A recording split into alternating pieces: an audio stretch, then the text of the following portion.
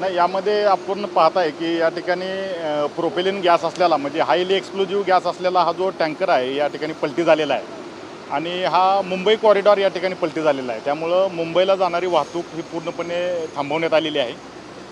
पण तीच वाहतूक आम्ही पुणा लेनच्या आधारे एक मार्गिका त्या ठिकाणी पुणा लेनची वापरून ती मुंबईसाठी आम्ही उघडण्यात आलेली आहे.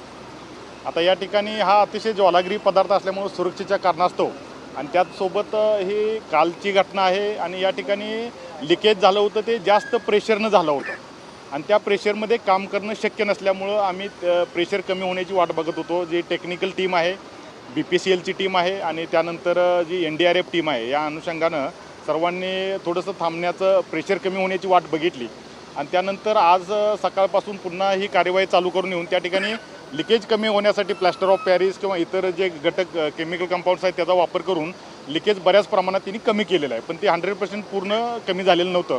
त्याकरता नंतरचा टप्पा म्हणून या ठिकाणी त्यांनी जे पलटी झालेलं टँकर आहे त्यातील गॅस हा रिकाम्या टँकरमध्ये होस पाईपच्या आधारे तो भरण्यात आलेला एक टँकर आत्ताच भरून पूर्ण झालेला आहे.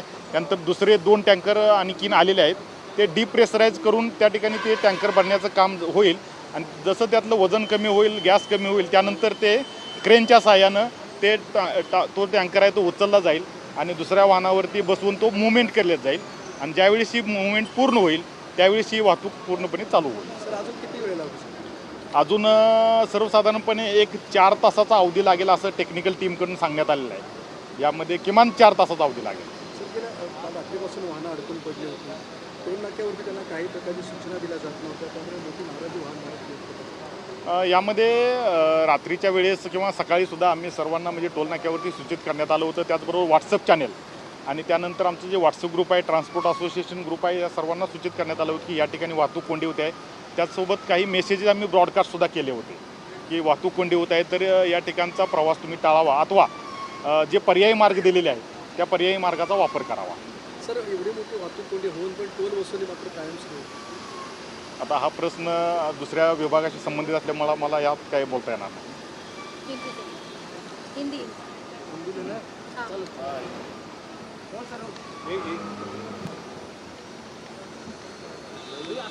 तिकडून आहे नाही तिथून ये ना.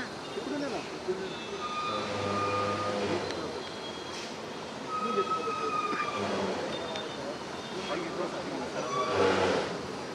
सर जिस तरीके से ये घटना घटी थी अभी परिस्थिति कैसी है, नियंत्रण में है क्या? ये आप देख रहे हैं, ये जो प्रोपाइल गैस का जो टैंकर है वो क्षतिग्रस्त हुआ है यहाँ पे और उसमें से जो जो गैस है वो हाईली एक्सप्लोजिव गैसेस है और इसके लिए सेफ्टी के दरमियान कुछ मतलब मेजर्स रखते हुए इसका जो कल रात को ये घटना हुई उसके बाद प्रेशर बहुत ज़्यादा था, लीकेज का प्रेशर बहुत ही ज़्यादा था, इसलिए उसका कम होने के मतलब वेट करते ये टीम बैठी थी और उसके बाद उन्होंने तय किया कि उसका जो लीकेज है उसको बुझाए कैसे जाए, इसलिए वो प्लास्टर ऑफ पेरिस और अदर केमिकल कंपाउंड है उसका यूज़ करके उन्होंने लीकेज बुझाने का प्रयास किया, लेकिन उसको 100% सफलता नहीं हुई। इसलिए उन्होंने जो दूसरा खाली टैंकर था उस टैंकर में इस टैंकर से जो गैस था वो होस पाइप की तरफ मतलब द्वारा उन्होंने उस टैंकर में भर दिया और एक टैंकर अभी फिलअप करके निकल चुका है और दूसरे और 2 टैंकर आने वाले हैं। उसके बाद इसका वज़न कम होने के बाद उसको उस टैंकर को क्रेन द्वारा और जो नायलॉन रोप है उसके द्वारा उसको खड़ा करके बाद में मूवमेंट करके टनल के दूसरी तरफ लेके जाएंगे और ये हो जाने के बाद मुंबई कॉरिडोर का ट्रैफिक जो रेगुलेशन है वो पूरी तरह चालू हो जाएगा। बहुत ज़्यादा ट्रैफिक जाम होने की वजह से जो प्रवासी उन्होंने नाराज़गी व्यक्त की है, इसमें क्या आप कहेंगे? नहीं, क्या है, ये सिचुएशन अनएक्सपेक्टेड थी। ये जो टैंकर का जो प्रोपाइल म्हणजे एक्सप्लोजिव गैस है प्रोपिलिन वो बहुत ही एक्सप्लोजिव है और इसकी वजह से थोड़ा सा NDRF टीम और दूसरी टेक्निकल टीम द्वारा ही हमको जो सूचना दी थी उस सूचना के अनुसार जो उनका ऑपरेशन चल रहा था उस टाइम हमने ट्रैफिक बंद कर दी थी और इसकी सूचना हमने सुबह ही सब लोगों को दी थी कि यहाँ पे ऐसा इंसिडेंस हुआ है, इसकी वजह से ट्रैफिक जाम और थोड़ा सा रोड बंद हो सकता है।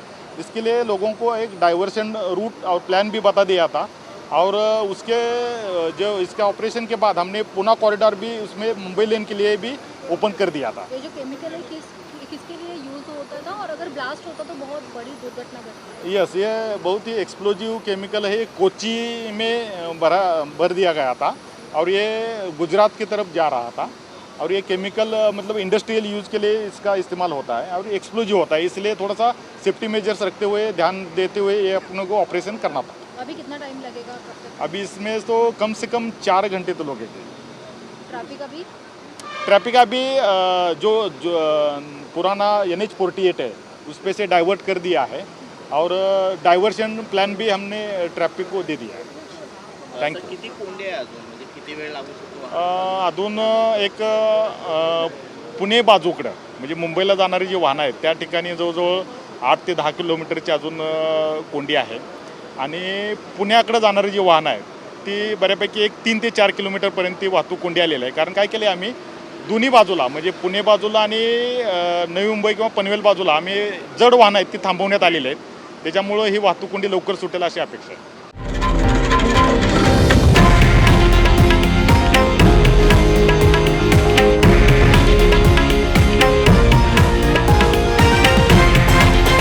हे आहे देशातील नंबर 1 न्यूज नेटवर्क आणि आपण पाहत आहात TV9 मराठी, एकमेव।